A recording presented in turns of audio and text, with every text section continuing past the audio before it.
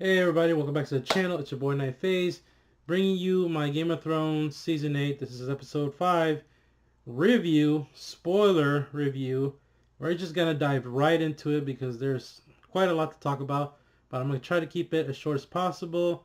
This is going to be an uncut, unedited, just raw reaction, first impressions, review, and rating. So if you haven't seen the episode, definitely go watch it. Again, spoiler warning. You've been warned. So much happened here. And what I want to talk about mainly is the feedback. Is yet another polarizing episode, just like episode 3, The Long Night, where the Night King was, again, spoilers. This is spoiler territory from here on out. The Night King was killed. And I do feel that was anticlimactic. I gave that episode 9 out of 10. And after marinating on it a little bit, because from a visual standpoint, technical standpoint, this episode is so epic and grand scale, and the entertainment factor is an all-time high. I mean, you just don't see shit like this in television. We're lucky to even be getting this. But the storytelling, the character decisions, the character arcs, um, yeah, I see why it's polarizing, and we're going to get into that as well. So, on an entertainment scale, this is like a 10 out of 10.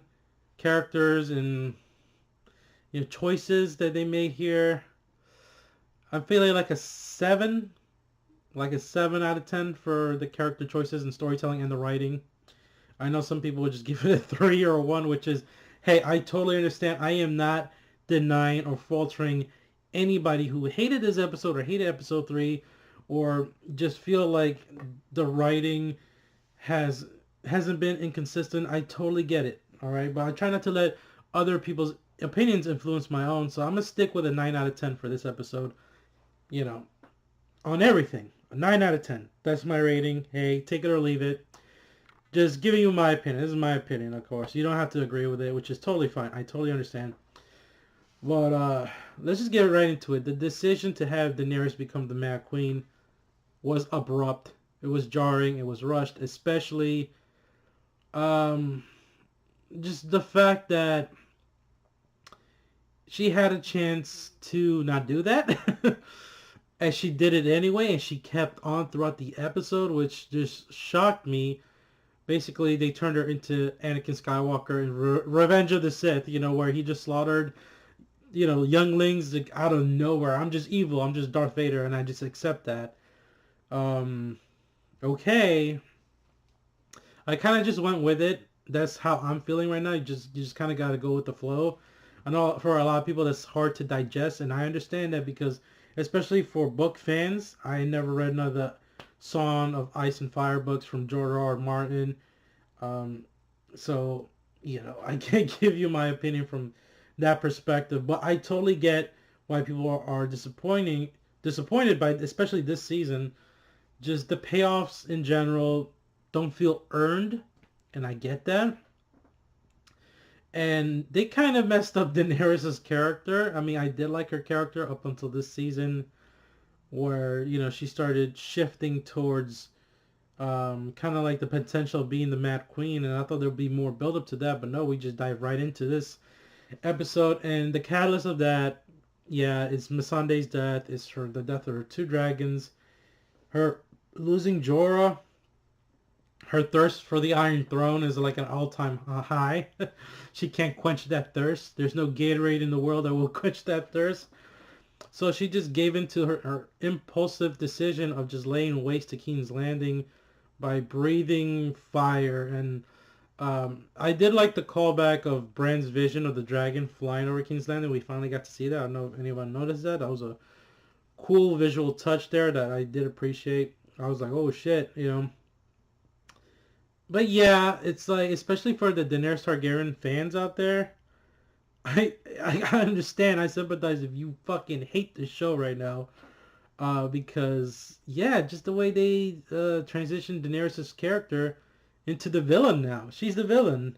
She's the Mad Queen now, not Cersei. Cersei's done. Uh, I definitely do feel like they have rushed the storyline. Even though just because I'm giving it a 9 out of 10, again, like I said, I explained on an entertainment scale, that's just how I feel about it. but I do acknowledge the flaws. I definitely do acknowledge that. So don't get it twisted. Trust me. If you say like the writing sucks, it could have been better. I totally get that. So I'm with you guys. I'm with you. Again, I'm not trying to like be a sellout or trying to let other people's opinions influence my own, but I do acknowledge the faults in the storyline and it being rushed. I do acknowledge that we needed more episodes for it to flow better, for it to be more organic, for us to buy the fact that Daenerys would do this, but just in terms of execution as well. I guess she plotted secretly with Grey Worm, and this was her plan all along, just to, after Missandei's death, just not to heed any more of Tyrion's advice or Jon Snow or whatever. We're just gonna kill them all, fire and blood. When those bells rung, I was hoping Daenerys would make the right decision, and I think it would have been a much stronger episode if it was, but it would have been a shorter episode, of course. But, I mean, she still could have done it. Like I said, the build-up to that could have been executed way better. Like, if she felt like she didn't have a choice, like she had her back against the wall, like she was outnumbered or something, or maybe Grey Worm got killed, things like that, like, then, okay, yeah, breathe fire and blood and do whatever it takes, but don't just keep doing that. I feel like that's a lot of people's biggest takeaway from this episode is she just kept on and on and on, just wreaking havoc, just having Drogon breathe fire. And it's like, do you buy that from a character point of view, from her character point of view? And I don't feel like I do. I don't feel like it's earned, like that she would just keep on doing this, just annihilating King's Landing. So I agree. People's biggest negative is the way they treated Daenerys' character. I totally understand, because it was quite jarring. I was just shocked. She went on that level and she just remained on that level throughout. Especially knowing the history of her father, or, the Mad King, what he planned to do with the wildfire. She made his dreams come true right here.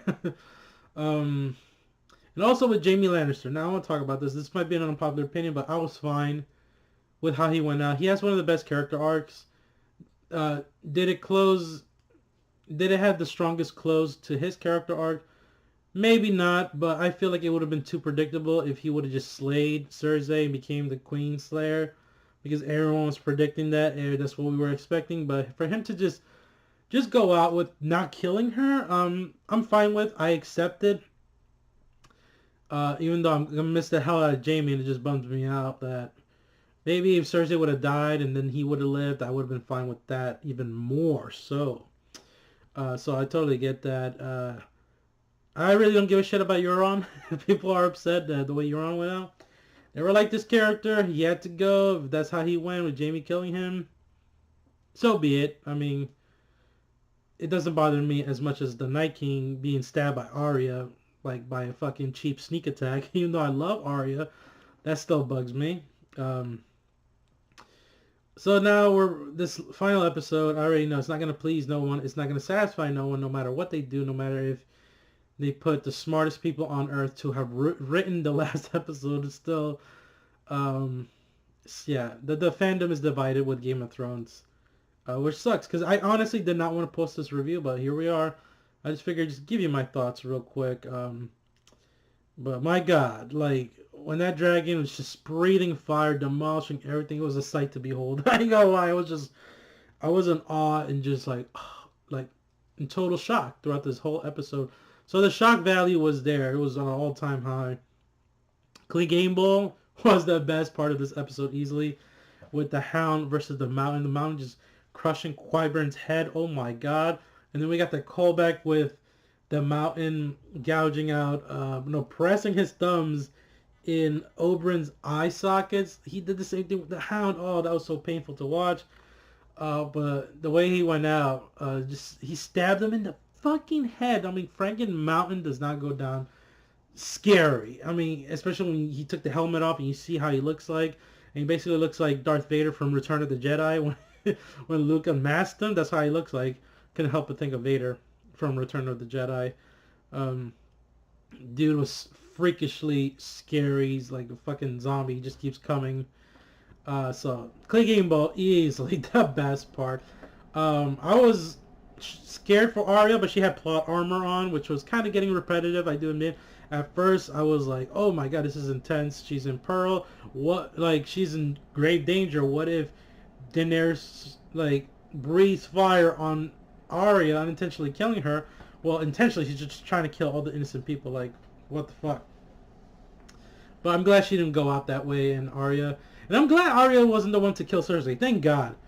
Because that would have been ridiculous. That would have pissed me off if Arya killed Cersei, because she already killed the Night King, and like she's just gonna start killing all the villains, which she's gonna kill Daenerys. I hope she doesn't be the one to kill Daenerys. If anything, it should be Jon.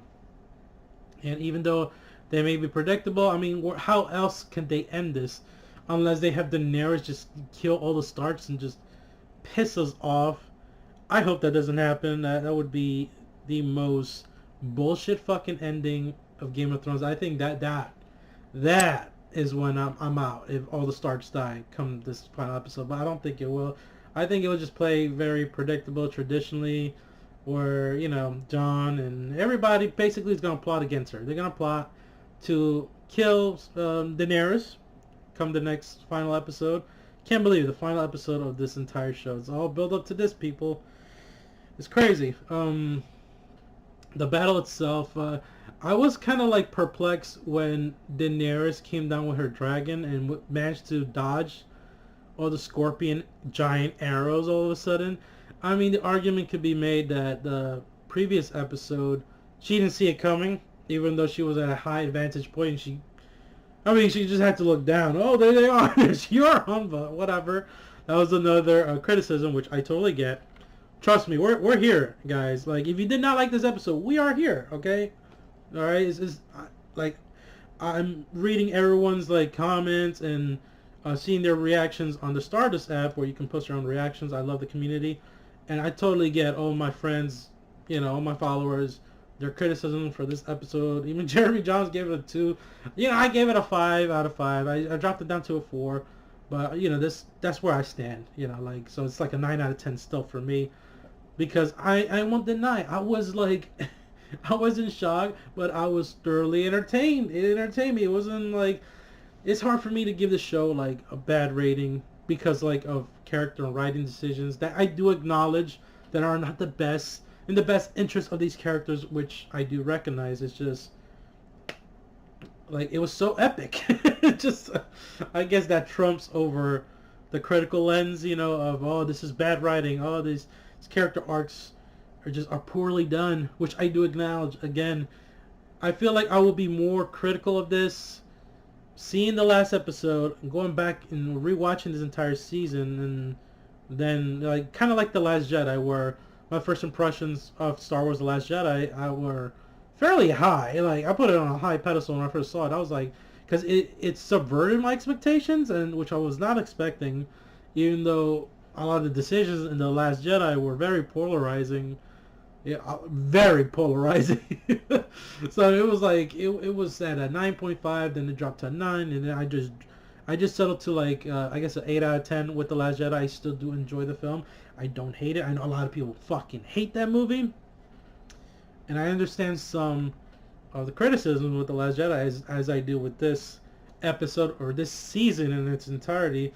Well, mainly this episode and episode 3, because I did enjoy episode 1 and 2 very much, 4 as well, but these 2 episodes, the one with the Night King and this one with the Daenerys being Queen of the Ashes, yeah, I get it, totally get it why people are just not liking it at all. Yeah, this feels rushed. The payoff to the characters could have been done so much better. There's no argument going to be made about the technical aspect, like with the dragons, the war, the battles itself. Maybe episode 3, because it was too dark. But just in sheer scope, I was just like, oh my god, like, this is nuts. The Golden Company fell so quick, which I was quite shocked. Like, they just dropped like flies. That one general guy barely said a fucking word, and Wasn't it Grey Worm was the one to kill him? Easily dispatched him so quick. Like, whatever. Um, yeah, it was just bananas. Yeah, like I said, I think I'm going to end it here. 9 out of 10 for this episode. It'll be very interesting to see how this all wraps up. We got one episode left. I cannot believe we have one episode left and the show is done forever. Wow. It has been quite an interesting journey for the most part. I can't say I hated, like, I've been so vastly disappointed, like, for example, like The Walking Dead. That's a show I jumped ship after for season 8. What they did with Rick Grimes, that was unforgivable for me, especially defending that show for a while. I guess it's harder for me to immediately be like, oh, this show disappointed me and this, and be firm on that decision, because I'm only starting to feel that way with this season. You get what I'm saying? Because in other seasons, like even season 5 with the Sand Snakes, like people hated it. Oh, this show sucks, and just we're jumping ship already. And which the Sand Snakes were annoying, don't get me wrong, but it wasn't enough to, detract from my liking of the show, especially when we got like Hard Home, in the same season 5, and the Hard Home is like my #1 favorite Game of Thrones episode ever made. And then was it the last season 7, Beyond the Wall, that episode when they went to go get the white, and then they got surrounded by White Walkers, and they all had plot armor on. People shitted on that episode, hated it. And I do acknowledge that episode was way too fucking convenient, But again, like I said, it was just that one episode that I noticed that. But again, it wasn't enough to detract from my love of this show. So I still defend it, but now I'm starting to see it. With this episode. And then episode 3, of course. But we'll see how it ends. Hopefully they can pull it off. I have my fingers crossed. I know for a fact it won't satisfy anyone. We're just going to have to wait and see. But there's my review of Game of Thrones, Season 8, Episode 5. What did you think of the episode? Were you vastly disappointed? Did you enjoy it? How do you feel about the Daenerys Targaryen? How do you feel about her character? How do you feel about the deaths of Jaime, of Cersei, or like, Euron of the Mountain versus the Hound? I'm pretty sure that's the most positive reception this episode is going to get is Clegane Bowl. I think it paid off and it was fucking awesome. So I'm glad we can at least all agree on that. I'll be surprised if someone did not like Clegane Bowl, how it went down. But anyway, post your comments down below. Let me know. Give this video a like if you want, or you're finding my channel for the first time. Make sure you hit that subscribe button and hit that notification bell as well. Stay tuned for any videos I post along the way, and I'll catch you guys in the next one.